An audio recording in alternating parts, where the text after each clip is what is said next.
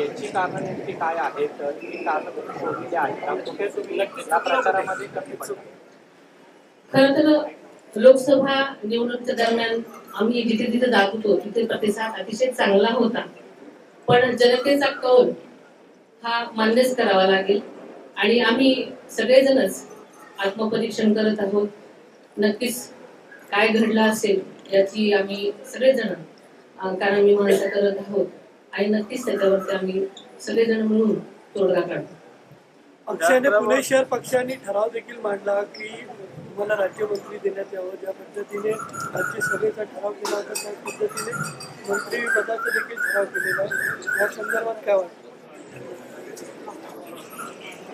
माझ्या पक्षातील लोकांचा हा मोठेपण आहे की त्यांना माझ्याकडून भरपूर अपेक्षा आहेत आणि मला असं वाटतं की जर संधी मिळाली तर नक्कीच त्यासाठी प्रयत्न करणं आणि त्या संधीचं सोनं करणं माझं काम आहे आणि त्यासाठी मी जरूर प्रयत्न करेन.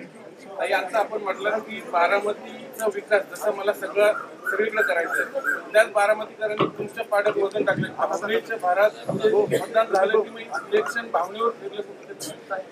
आपल्याला माहिती आहे की आताच मी सांगितल्याप्रमाणे आम्ही याच्यावरती सगळेजण विचारमंथन करत आहोत, आत्मपरीक्षण करत आहोत आणि नक्कीच काय घडलंय याचा विचार करून येणाऱ्या निवडणुकीमध्ये आम्ही याच्यावर नक्कीच विचार करून कुठेतरी वाटचाल करू आणि मला वाटतं की येणाऱ्या निवडणुकीमध्ये असं काही दिसणार नाही.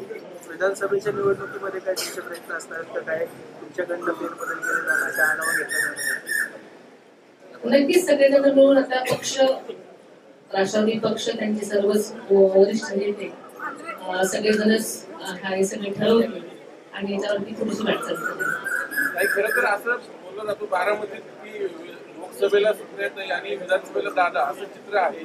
तरी पण आता काही